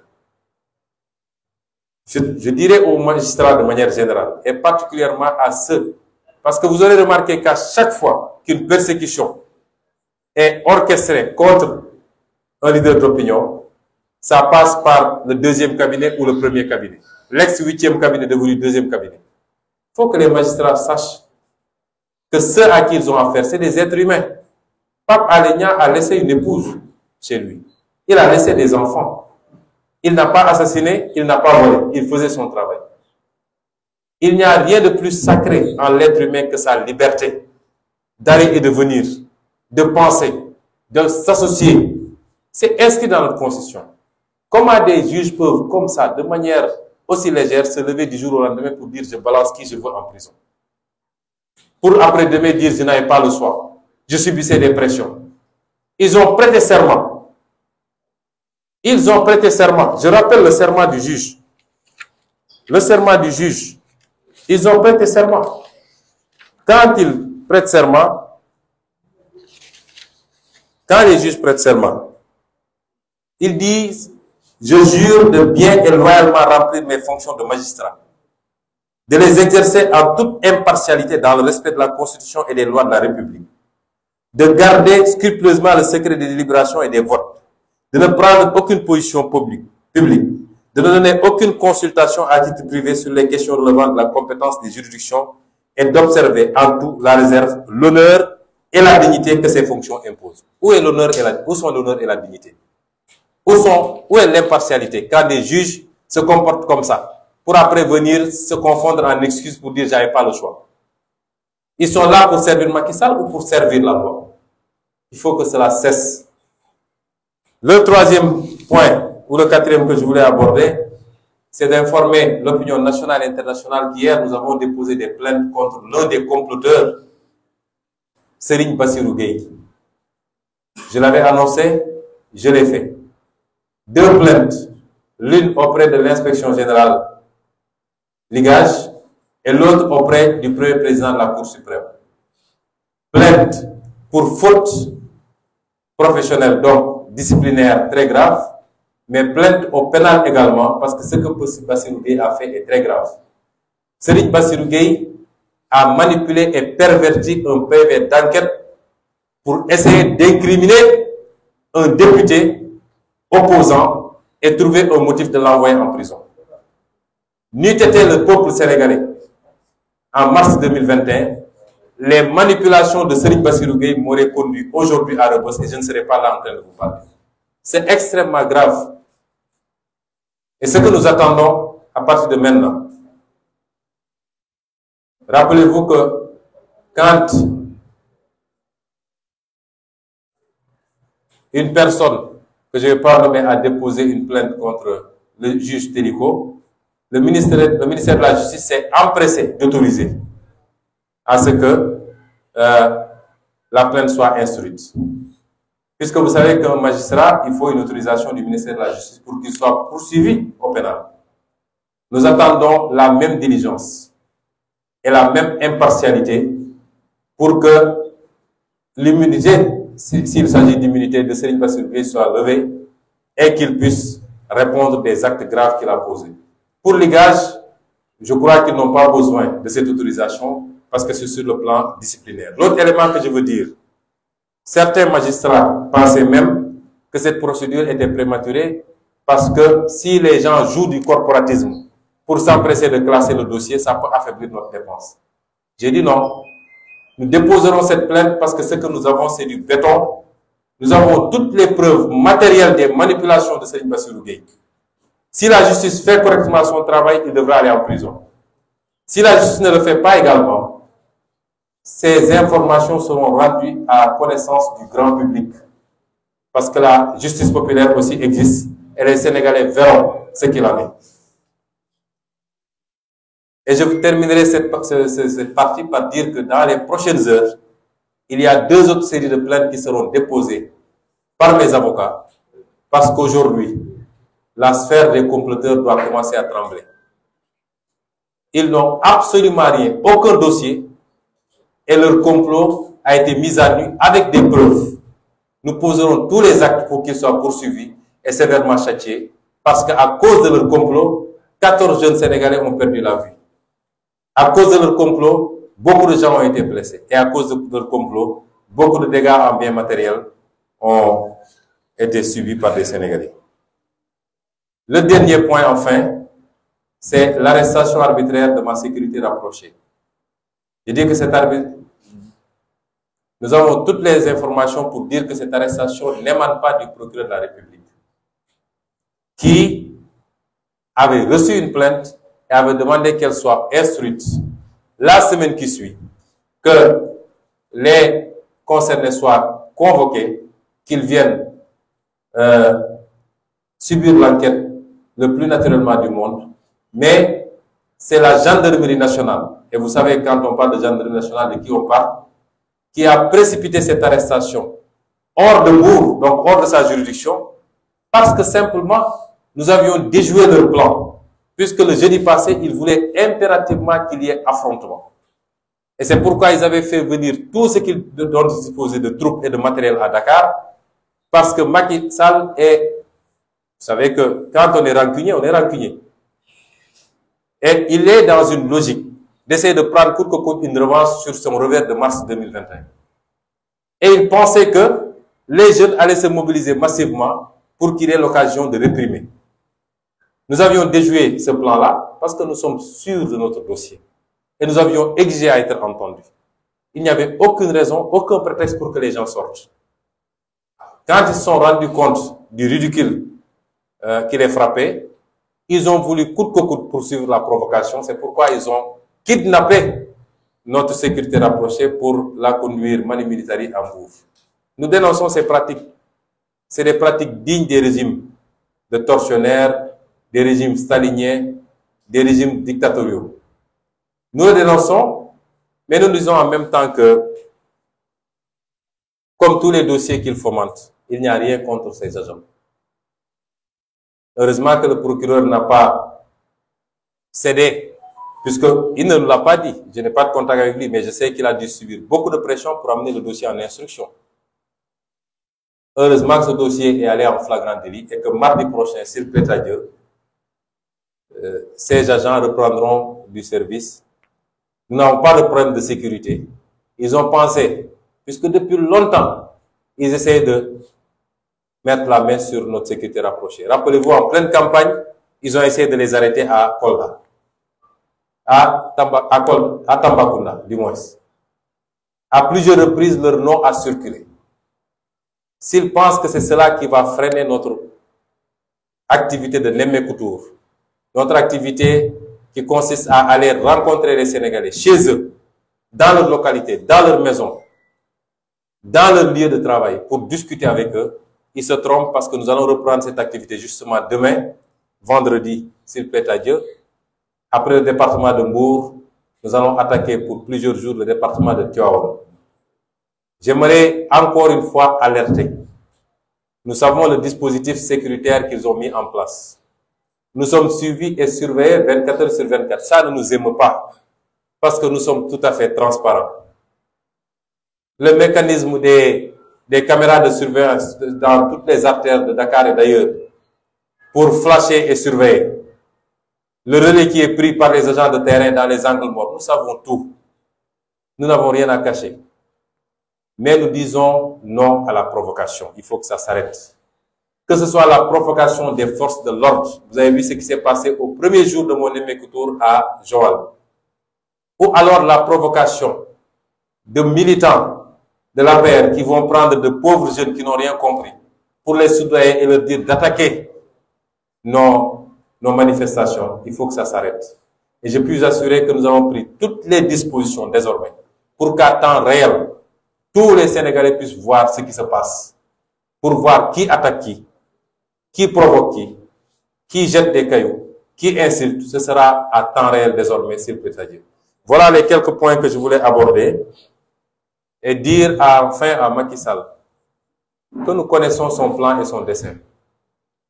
Il sait que le temps joue contre lui. Il va essayer tout pour que dans les plus brefs délais, il puisse se débarrasser de nous. Parce que ce que je veux dire aux Sénégalais, c'est que quel que soit le plan de Macky Sall, il est convaincu d'une chose au moins. Pour que ça marche, il faut que Sonko soit liquidé. Quel que soit son plan, il est convaincu d'une chose. Pour que ce plan marche, il faut que Sonko soit liquidé. Parce que Macky Sall sait que même si par extraordinaire il était candidat, il sera laminé et battu au premier tour. Et c'est pourquoi son principal objectif, c'est comment faire pour se débarrasser de Ousmane Sonko. Mais ce sera peine perdue, c'est peut à dire. Je vous remercie et je m'excuse auprès de tous nos amis journalistes et de ceux qui suivaient d'avoir été très long. Mais c'est lié aux thématiques que nous voulions aborder. Et dire désormais que régulièrement, il faut s'attendre à ce genre d'exercice. Parce qu'il faut qu'on communique avec le peuple sénégalais. Je vous remercie. Il y a des questions. Nous allons prendre 3 questions.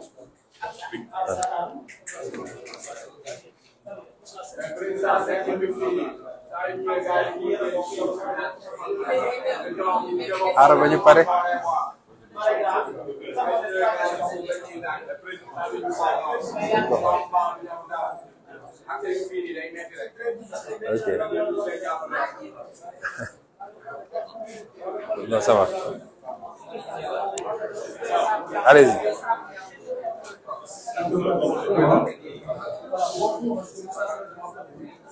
Moussa Sène de Ouattara. Ma question est la suivante. Vous avez souvent l'habitude de décrire l'attitude de la justice dans vos discours.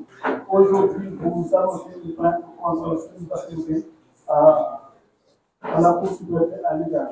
Est-ce que ce que vous venez de faire, ce n'est pas de la cacophonie? Est-ce que vous espérez avoir une suite dans vos plaintes? Ok. Alors, il faut aussi mentionner que ça va y avoir le plus de fonction bien xamante say ñoon amoon na benn coow boo xamante ni bu doon nekk ba sax ñu si doon ci nga xamante ni mooy Birame Souleye ci wàllu plus de fonction yi lan moo ci position parce que ak naka la ñu réglé loolu. Beneen question bi mooy wàllu affaire Pape Alé Niang coow da ci ay wax dañ ciy gis ci wàllu dépénalisation des livres de presse lan mooy sa position yow Ousmane Sonko ci wàllu dépénalisation des livres de presse. Ñetteelu question bi le jour de votre audition Bassirou Diomaye Faye dafa wax ni que il a eu vent d'un projet d'empoisonnement contre vous dans lequel deux puissances étrangères se révélaient ndax mën nga ñu andil ay leeral ci wàllu loolu.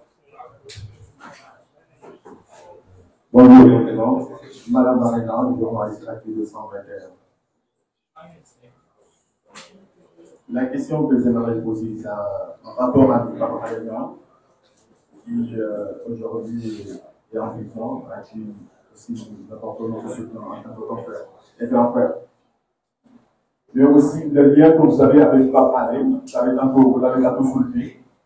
Il a toujours été accusé comme étant votre fervent défenseur, Pape Alé Niang. Aujourd'hui, est-ce que votre sortie, encore une fois, justifie ce lien que vous entretenez, vous, président Ousmane Sonko et Pape Alé Niang?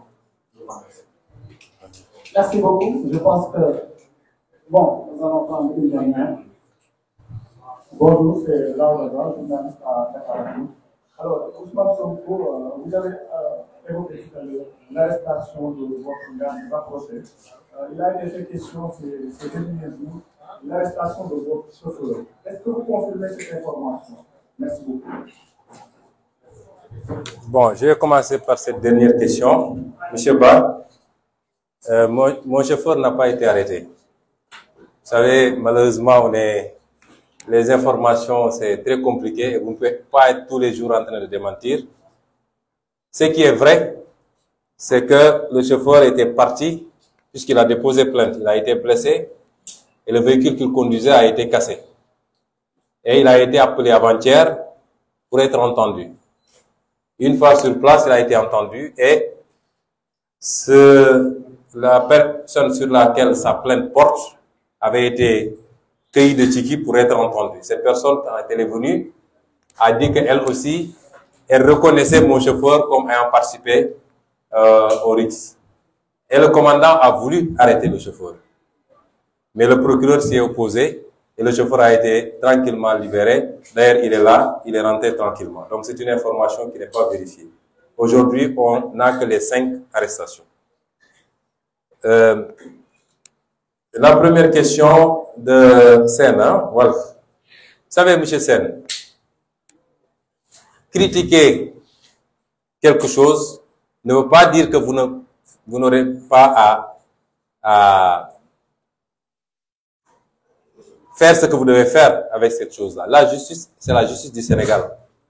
Quand il y a des acteurs de la justice qui ne font pas le travail correctement, nous le décrions. Mais ça ne veut pas dire que nous tous, chacun d'entre vous peut critiquer le président de la République. Est-ce pour autant qu'on va dire qu'on n'a rien à faire avec la présidence de la République?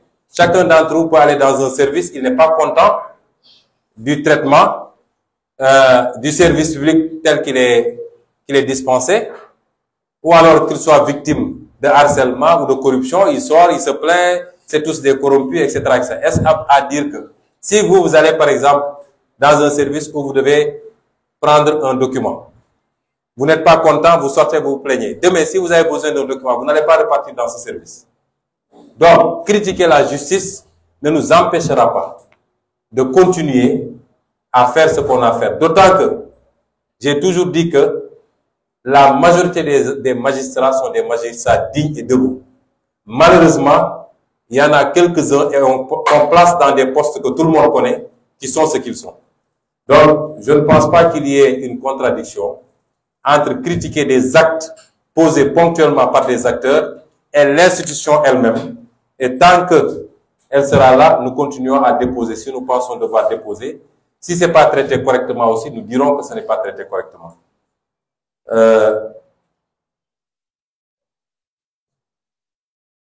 La dépénalisation du délit de presse.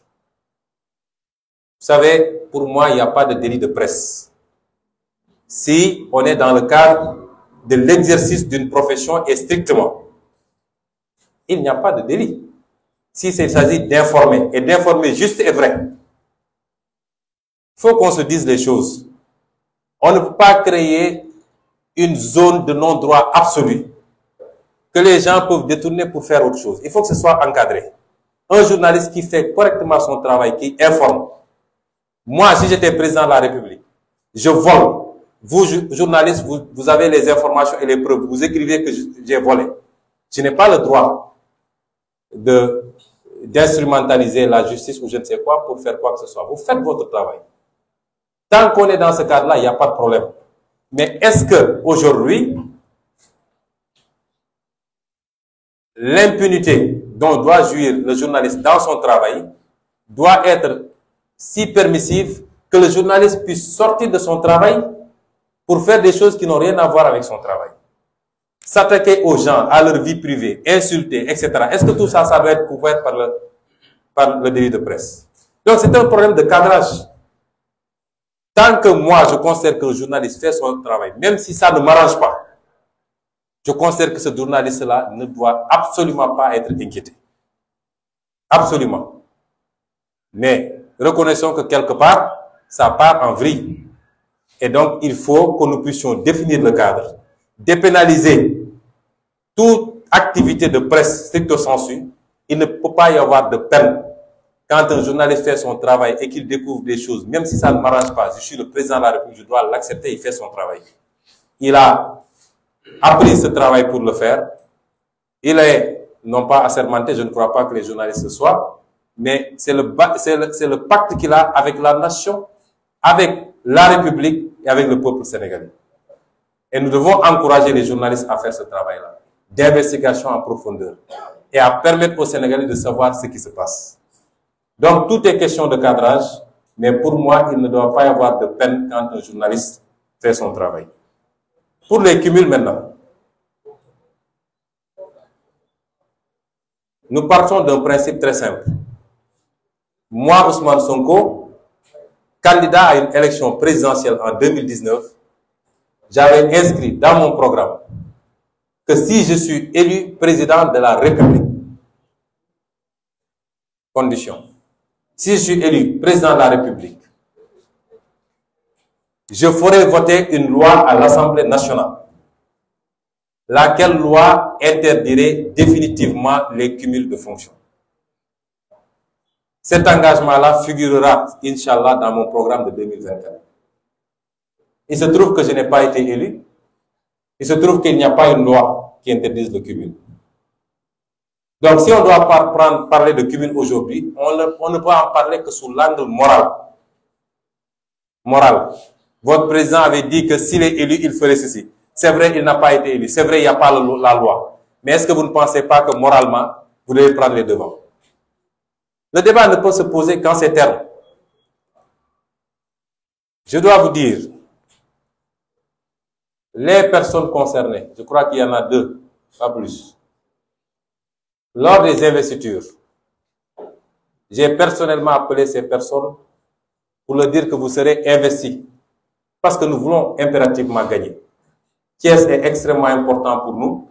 Lors des élections locales, on avait gagné la commune, la ville, mais nous avions perdu le département. Nous avons un leader qui commence à émerger et à s'imposer à Thiès. Et nous avions considéré que si on le met devant, on peut gagner le département de Thiès, ce qui fut fait. C'est la même chose pour Pikine, que l'opposition avait perdu au niveau départemental, même si on avait gagné beaucoup de communes. Nous, Yewwi Askan Wi, on n'avait pas de liste au niveau départemental. Je leur ai dit, on va vous mettre parce qu'il faut qu'on gagne. Mais si on gagne, je ne peux pas vous l'imposer.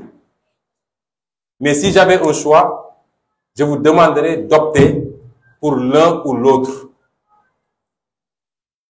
Est-ce que vous me suivez très bien? Parce que personne ne peut contraindre quelqu'un à démissionner d'un mandat.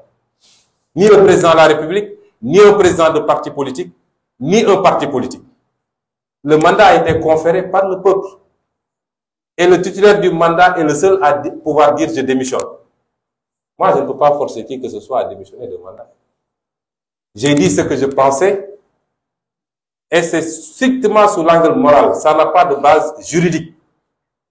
Strictement sous l'angle moral. Si moi, je suis élu président de la République en 2024, et même mieux, on n'attendra pas ça. Parmi les projets de loi que nous sommes en train, sur lesquels nous réfléchissons, pour que notre groupe parlementaire les dépose sur la table de l'Assemblée, figure justement un projet de loi sur l'interdiction de cumul. Et en ce moment, ce sera impératif pour tout le monde. Donc, le débat sur le cumul de mandat est un débat strictement moral. Moi, je peux avoir mon opinion. Si notre liste n'avait pas été supprimée, et si j'étais passé à l'Assemblée nationale, j'aurais choisi entre mairie de Ziguinchor et Assemblée nationale. Et ça me concerne moi. Parce que je crois fondamentalement à cela. Je suis maire d'une ville, je sais la charge de travail que cela requiert. J'ai été député, je sais la charge de travail que ça requiert. Et il y a suffisamment de Sénégalais assez compétents pour faire le travail. Donc, le problème du cumul se pose en ces termes et il relèvera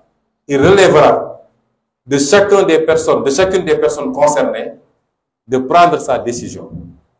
Soit de démissionner d'une fonction ou de dire je ne démissionne pas. Mais personne ne peut les contraindre à faire ou à ne pas faire. Je crois que j'ai été très clair sur cette question.